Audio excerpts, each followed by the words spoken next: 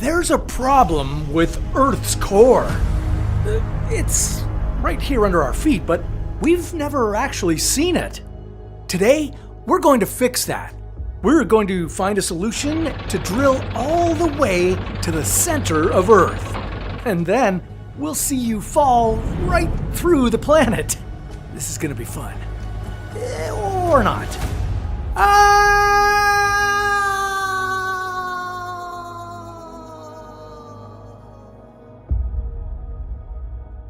Okay, let's open Earth up. Before going all the way to the core, you need to drill through the crust.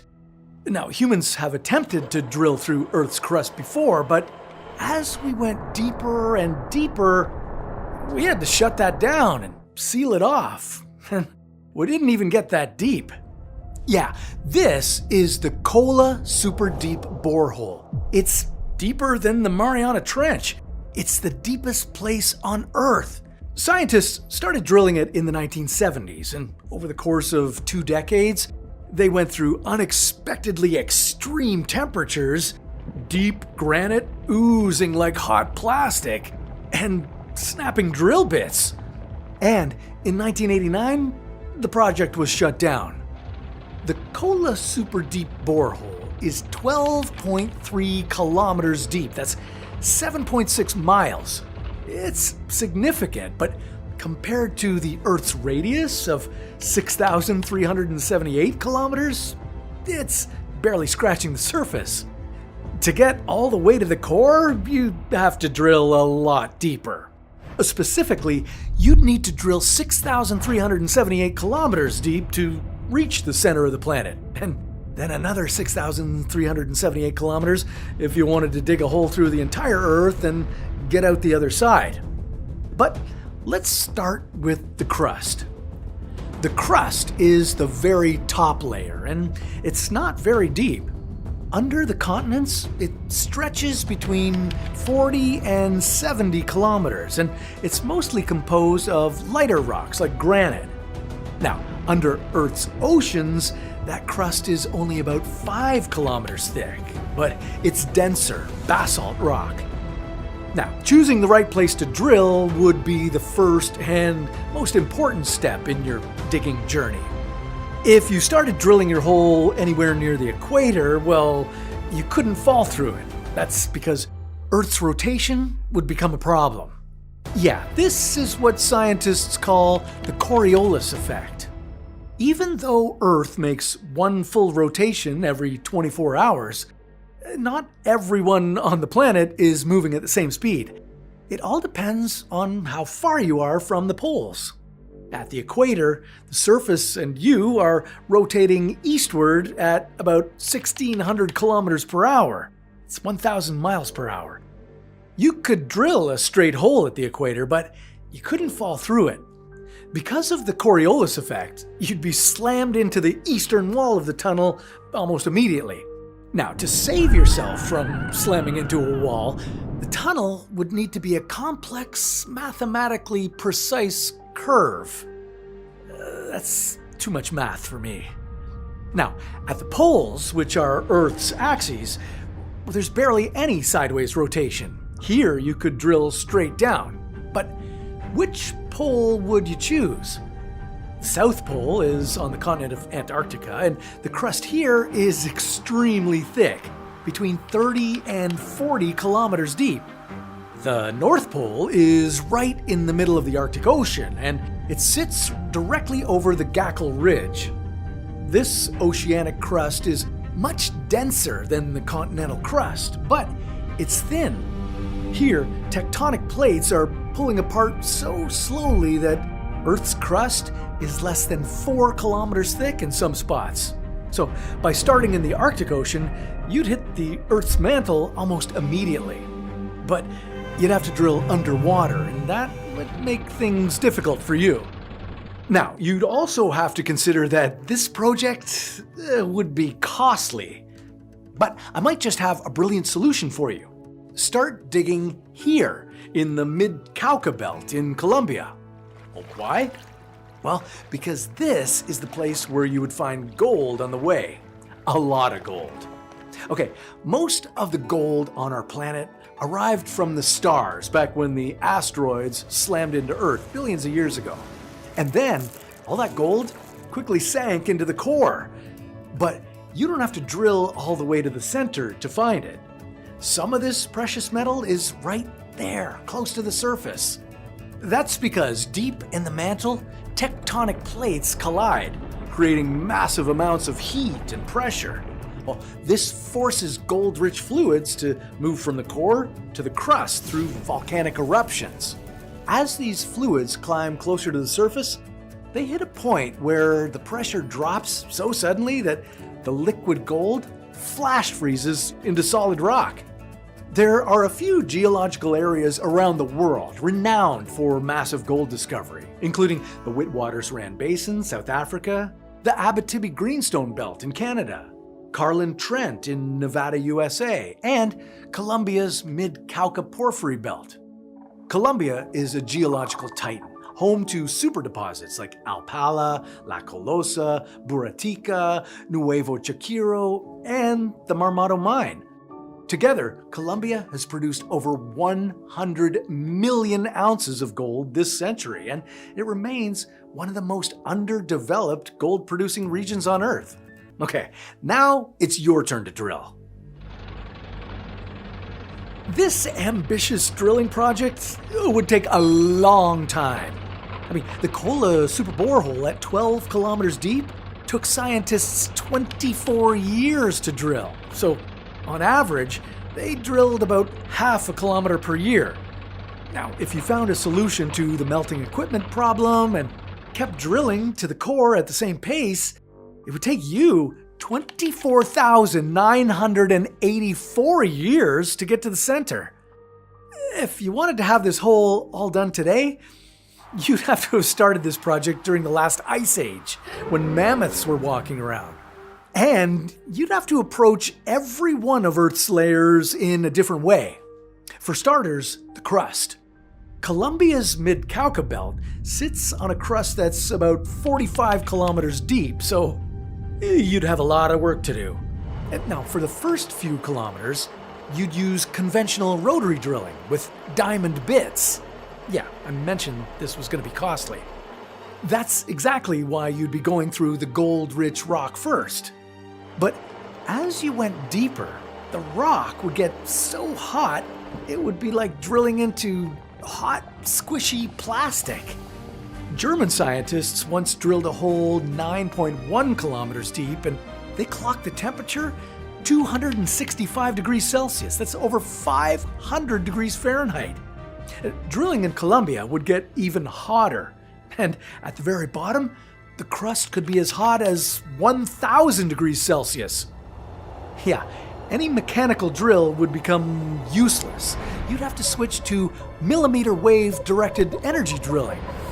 This is a kind of super-powered heat laser. A surface machine called a gyrotron would send waves down a metal tube through the crust. There, it would heat up the rock so much, it would practically vaporize. If you blasted this laser into the crust 24/7, well, it would take you 1 year to get to the bottom.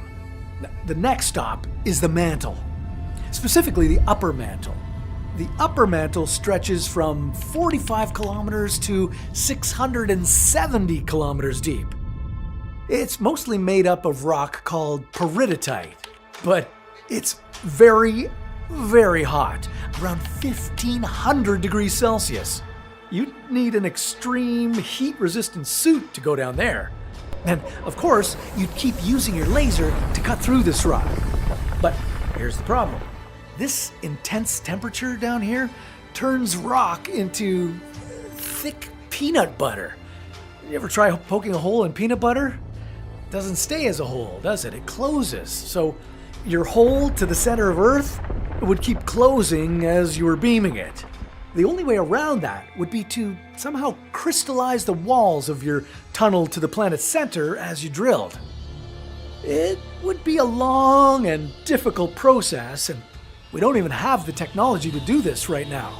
But if you somehow kept drilling at the same pace you drilled through the crust, it would take you 14 years and 4 months to get all the way down to the lower mantle. Yeah, you worked so hard and so long, and you still didn't even drill through the whole mantle. Now, the lower mantle is unimaginably extreme. At this point, you'd be drilling through deep earth, fighting through crushing pressure over 1.3 million times stronger than on Earth's surface, and soaring temperatures of 3,700 degrees. That's 6,600 degrees Fahrenheit. The heat radiating from the walls would be enough to incinerate any material. If you were planning to get this deep into Earth, you'd need advanced active cooling. And you guessed it, we don't have that kind of tech right now.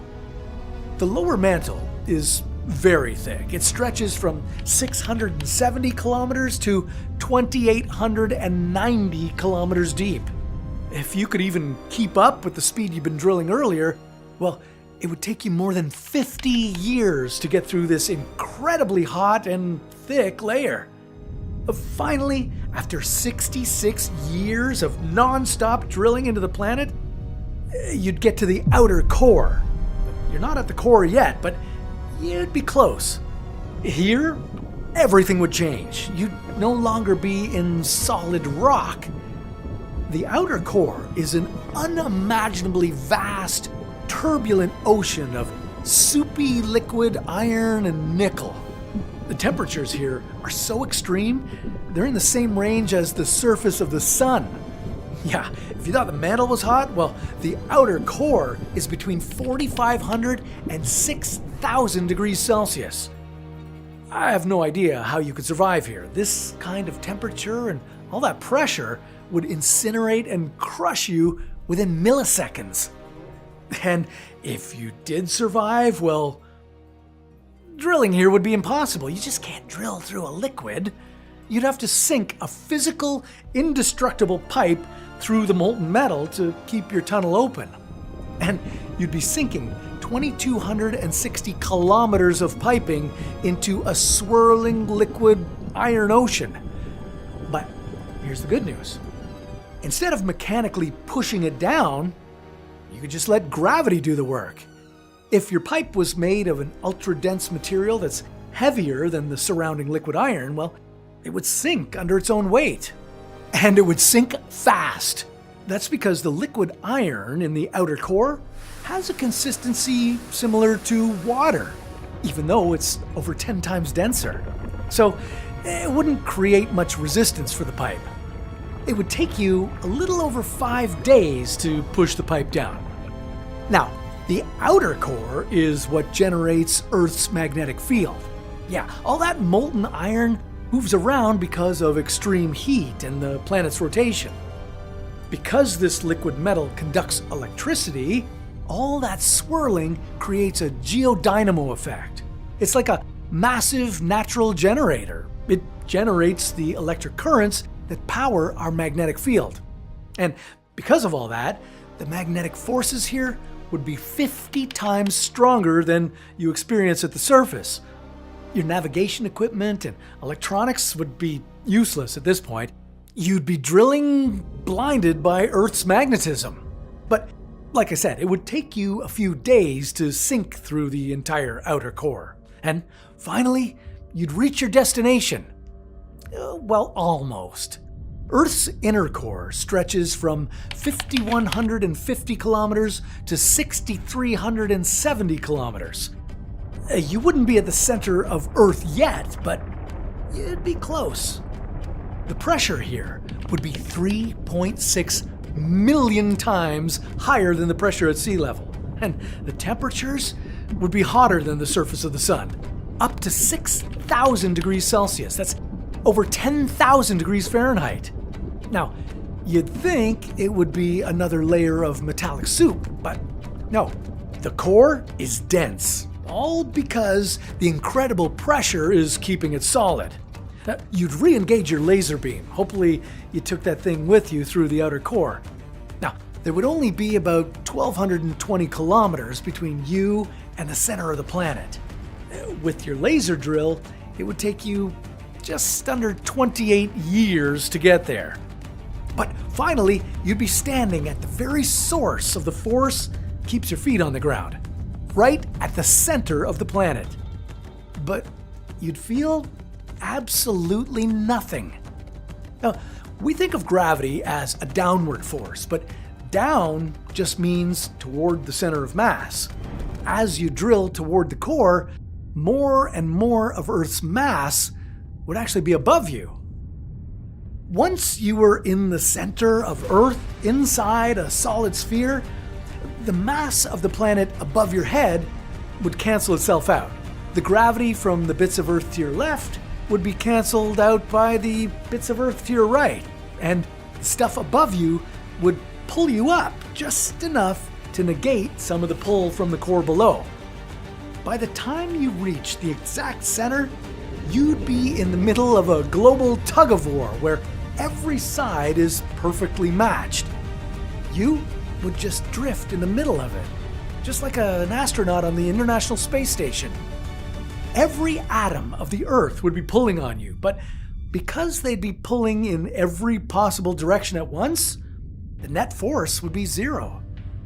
Now, to get to the other side, you'd have to repeat the entire process in reverse. From the center, you'd have to drill through another 1,220 kilometers of solid inner core. Now, since you'd be working against gravity, even though it's weak at first, it would feel like a constant uphill climb. Then you'd blast through the 2,840 kilometers of mantle and the final thin layer of crust. If you kept your laser drill running at the same record-breaking speed, well, the entire return trip from center to the surface would take another 90 to 100 years. Okay, so your megatunnel is finally finished. It goes from Columbia straight through the core all the way to the other side of the planet. And now is the time to send you through it. You put on a heavily shielded spacesuit, pump all the air out of the shaft so that the air resistance doesn't burn you up, and then you jump. At first, it would feel like regular skydiving, only you'd keep accelerating because there would be no air to slow you down. Your speed would keep climbing. By the time you hit the mantle, you'd be moving at insane speeds. Exactly 21 minutes after the jump, you'd blow past the center of the Earth at 8 kilometers per second. That's about as fast as the International Space Station zips around Earth. You'd blast through the zero-gravity core at maximum speed, and now you're heading up the other side of the planet. Gravity would be pulling against you now, and it would slow you down. But your massive momentum would carry you all the way out through the outer core, the mantle, and the crust to the opposite side. Exactly 42 minutes after you jumped, you'd pop out the other end of the hole. Your speed would hit zero for a split second at the surface. You'd be right in the middle of the Indian Ocean, near Indonesia. Now, if you didn't grab onto the ledge at the exact second you reached the surface, gravity would pull you right back down. You'd fall back toward the core. You'd be falling back and forth inside of Earth forever. Yeah, you probably shouldn't have jumped here, but it's too late. You're stuck. Next time, why don't you try jumping somewhere where you could enjoy the view, like in the Lake of Titan? But that's a story for another What If.